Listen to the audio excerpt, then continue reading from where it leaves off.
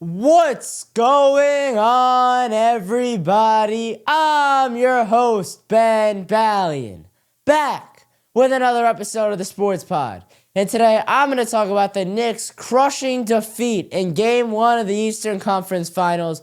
Whatever voodoo magic the Pacers used in Game 1, we're going to break it all down in this episode.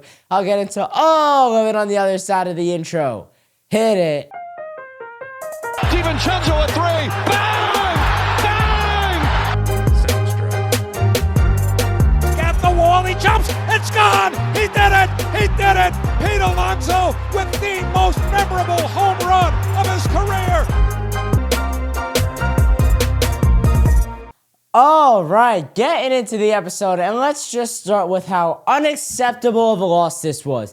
An absolute collapse. You're up 14 with 3:24 remaining. You're up 11 with 2 minutes remaining, and you find a way to blow the game. And I think it's more of just everything going right for the Pacers than the Knicks finding a way to lose. Aaron Nesmith was 8 for 9 from 3. Aaron Nesmith. Who is that? He will never do that again in his career. He is not going to drop 30 points in the Eastern Conference Finals again. He was possessed by a higher power. Aaron Nesmith does not score 30 points ever. I don't know what his career high was, but I would be willing to bet a significant amount of money that it was that game. Let's look it up. Aaron Nesmith career high. He tied his career high in Game 1 of the Eastern Conference Finals. So I would have pushed the bet. It wasn't real. I'm sorry. So I'm one of these fans where I live and die with every game, right? When that happened, I was dumbfounded, flabbergasted, befuddled, whatever term you want to use. I was just shocked. I didn't know what had just happened. The game ended probably close to 11 o'clock. I don't think I fell asleep till like 2:33 in the morning. That play was just replaying. It was the Halliburton play. The one where Josh Hart slipped when Nesmith made that wing three. The other time Josh Hart slipped on the inbound. That Jalen Brunson missed three. I've skipped that Halliburton three to send the game to overtime every time I've seen it online. I can't stand to watch that. And for the people who are saying he double dribbled, it's on the Knicks to not let the Pacers get in that position to have a chance to tie or take the lead at the end of the game. And I thought that Tyrese Halliburton shot was a three when it first went down. I don't know how that shot went down either. Like, that ball bounced probably to the middle of the shot clock, and it found a way to go in. I thought it was a three at first. It was just like, what is happening at this point? I was just shocked. I was confused. It felt like Adam Silver was playing a sick prank on Knicks fans. And then in overtime, I mean, the Knicks free throw shooting has to be better. If they made their free throws, I would be willing to bet that they win this game. They didn't shoot the ball well from the charity stripe at all. And this has been a common theme throughout the playoffs. Let's get the free throw numbers up now. In Game 1, Pacers win at 138 to 135. All right, free throw shooting. Mikal Bridges 0 for 2. OG Anunoby 2 for 4. Karl Anthony Towns 9 for 11. Josh Hart 1 for 2. Jalen Brunson 12 for 14. Mitch 0 for 2. McBride 4 for 5. Every single starter missed a free throw. Unacceptable. They're called free throws for a reason. And when you have the guys like Jalen and Kat who are shooting 11, 12 free throws each, it's okay if you miss one. Missing 2 free throws is a killer. And Mikal Bridges going 0 for 2. I know he doesn't shoot free throws very often, but when you get to the line, you've got to take advantage of it. They probably would have won this game before it went to overtime if they made free throws. Jalen Brunson missed a huge one down the stretch. I know OG Anunoby. And the other thing with OG Anunoby, there was that one layup where I don't know if he wanted to dunk it, if he wanted to lay it in. You've got to make that. That's a free 2 points. There's nobody back on defense for the Pacers. Take your time. Take an extra dribble. It doesn't matter if you dunk it or lay it in. Just know what you want to do with the ball before you go up. He had no plan. No plan whatsoever. And these are the kind of plays in the Eastern Conference Finals where you look back at them when it's a 3-point game and your team loses and you're like, oh, that's the difference in the game. Because there's the one with OG Nobi, as Charles Barkley would like to say. I mean, Obi Toppin missed a dunk, so it kind of balances out in that regard. I'm trying to think of the other plays. I feel like there was one, Jalen Brunson, that's the other thing I want to talk about. Jalen Brunson turning the ball over. 7 turnovers from Brunson. That doesn't happen too often. And the Pacers were able to take advantage of it. If the Knicks could have won that game, with Brunson having 7 turnovers, with Brunson not playing for the majority of the fourth quarter, with 5 fouls, that would have been huge. But they weren't able to. And that's where it's like, okay, the Knicks lost because of those things. Because their superstar wasn't on the court. Because their superstar played sloppy. He has to be better in Game 2. And in Game 2, the Knicks need to come out and win by a lot. This cannot be a close game. The Knicks have to take control from the opening tip and run away with this game. The Knicks aren't built to score 135 points very often. But when they do, they have to take advantage of it and win those games. I think they will be able to keep pace with the Pacers, no pun intended, but I just can't see them scoring 130 points a game. And I get it. They scored 125 in regulation, so 130, it's not the same. They would have scored 125, but they aren't even built to score 125 points. They're supposed to be winning games at 100 points, 105 points, maybe 110 points, not 125.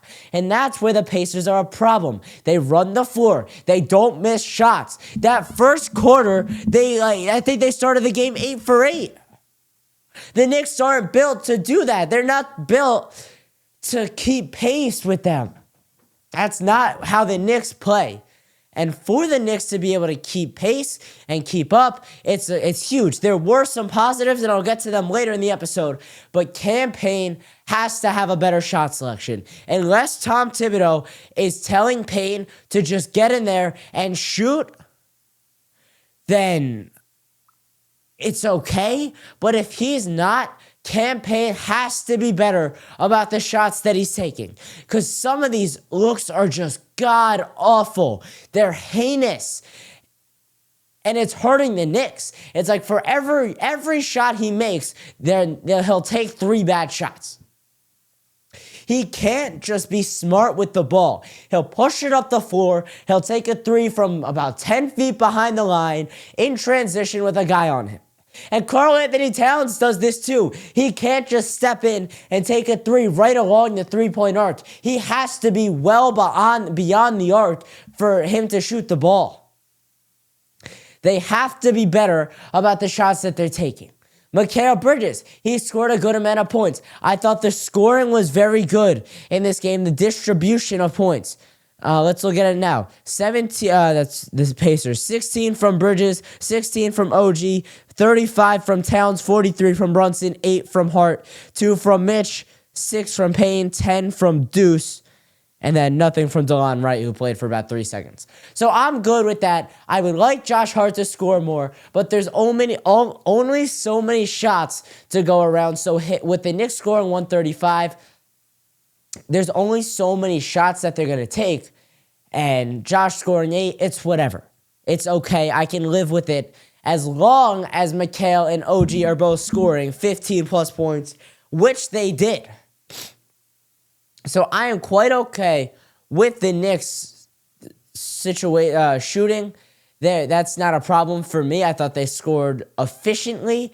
Both teams shot the ball very well. I was in the first quarter, I was like, Indy picking up right where they left off in Game 7 versus the Knicks last season, where they shot about 78% in the first quarter of that game. They just were not missing, and they didn't miss I think they had one of the highest field goal percentages in Game 7 history.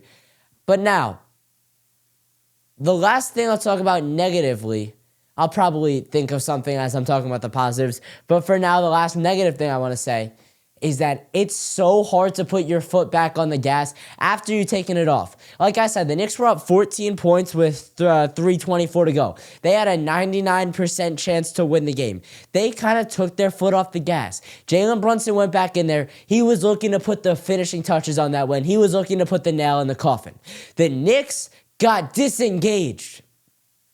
They weren't playing as hard. And then once the game went to overtime, it's so hard to get your foot back on the gas, get back into full throttle, and close out the game like that. And the Knicks have been a good overtime team this year. The problem is that they stopped playing hard with about 3 minutes left in the fourth quarter. They thought the game was done. They thought they had won the first Eastern Conference Finals matchup. They thought it was going to be a party on 7th Ave. You could feel it in MSG. The energy was electric in there. I didn't have any complaints about the Knicks fans. Energy-wise, it was just the Knicks. They stopped playing hard. They stopped playing their game, and they could have taken the air out of the ball a little bit more. But I turned to my dad with about probably 2 minutes left. I'm like, let's ride this energy out. Let's ride it out for another 30, 45 seconds. Go back up 15, 16 points, because that's when they were up of about 11 points. I'm like, let's go back up 15, ride this momentum that we have, and then we can take our foot off the gas with a minute and 15 seconds to go, up 15, 16 points. But they didn't. They tried to take the air out of the ball, and they didn't do it well. They were still taking shots too early in the shot clock. They were still using transition opportunities to take shots. They weren't slowing the pace down, which is what they have to do. They're not going to be able to beat the Pacers in a 7-game series. If this series does go 7 games, I can see it going 6 or 7 games. I think it goes at least 6, probably 7 games, where the Knicks can't run with the Pacers. The Pacers are going to be playing 9 to 10 guys. I know the Knicks did play 9 guys. DeLon Wright played for about 20 seconds there. And it's because Brunson and Campaign were both in foul trouble. They have to control the pace for the rest of the series. Non-negotiable. That's going to be their key to victory. All right, and now let's get to some of the positives from the game, starting with the Knicks playing a really good 46 minutes. I mean, with 2 minutes left in the game, they're up 11 points. They have a 99% chance to win. I think the record's like 100,400 and something, and 9 with teams, like playoff teams in that spot, and the Pacers are like 3 of the 9 somehow, all from this postseason too. They've just been ridiculous, and that's the other thing, like, you can't take your foot off the gas because you know the Pacers are waiting for these moments. The Pacers are waiting to come back in the closing seconds of these games. But the Knicks did play really solid for 46 minutes. I thought it was one of their better performances. Like I said, the scoring was very evenly dispersed. The chart is how I would want it if I could draw up pretty much a perfect game. So the 46 minutes, I'll take that any day of the week and twice on Sunday. If the Knicks can replicate that and just add on 2 more minutes, I'll take that every time. The other thing, the Pacers couldn't handle Jalen Brunson. I mean, last postseason, Brunson pulverized them. This time, he drops 43 points in Game 1. I would look for that trend to continue because Jalen Brunson is just such an elite scorer. He's such an elite player where the Pacers don't really have an answer for them. They could throw Miles Turner at him. They could throw Aaron Nesmith, Benedict Mathurin. Heck, they can hit him from all angles and fouls cannot be called. Jalen Brunson is just too good for the Pacers to handle. The other thing, Karl-Anthony Towns, 30-plus points, and he made multiple threes. I think he had either 2 or 3 three-pointers on the game. I love that out of Karl-Anthony Towns. I think he had 2 3-pointers for the entirety of the Pistons and Celtics series. I would love for him to shoot more threes, and I think he's going to have to for the Knicks to win this series. Miles Turner is going to be shooting the ball. Oh, here's another negative thing I want to say. The drop coverage against Turner, allowing him to take wide open mid-range jumpers, it's not okay. Miles Turner is one of the best shooting big men in this league. You cannot allow him to just prance around the perimeter and make mid-range shots without any contest. You have to be guarding those shots. But outside of that, I thought Cat played very well. He was decisive. He didn't fade away too many times, which, I hate his little fadeaway. So I'm okay with Karl-Anthony Towns. Now shifting to the Pacers, Aaron Nesmith used voodoo magic. He sacrificed. He was drinking cow blood. It was something out of the book of Patrick Mahomes where they're using devil magic, dark magic, whatever you want to say, to win that game. That wasn't real. Aaron Nesmith doesn't just hit 6 threes in the fourth quarter, go 8 for 9 from deep in the game. That's not Aaron Nesmith. So he needed the sacrifice to win, for the Pacers to win that game. Also, Indy needed every single thing to go their way for them to win.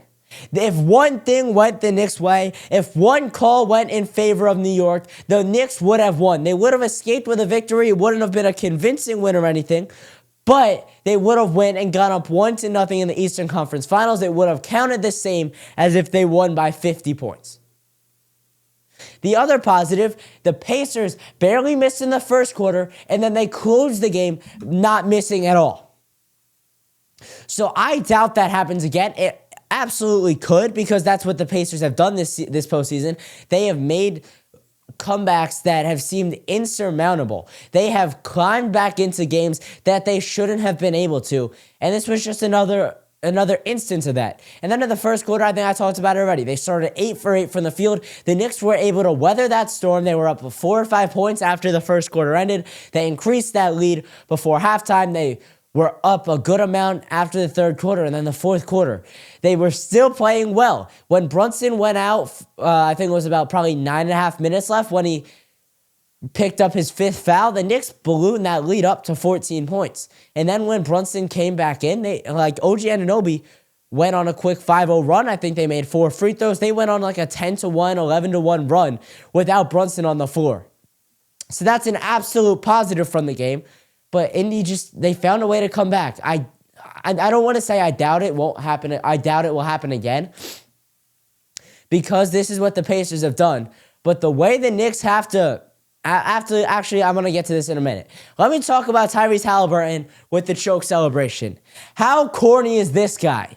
I mean, he wasted it. First off, he wasted it on a 2-point shot. He got flashbacks from Kevin Durant a couple years back when he did it against the Bucks, but he used it. He pointed at Reggie Miller like he ended the game. And he talked about it. He said, I wasted it. People are going to say I'm aura farming if I do it again, which is true. Like, he wasted it. He can only do it one time, with it being electric and really amplifying the Pacers, that fan base.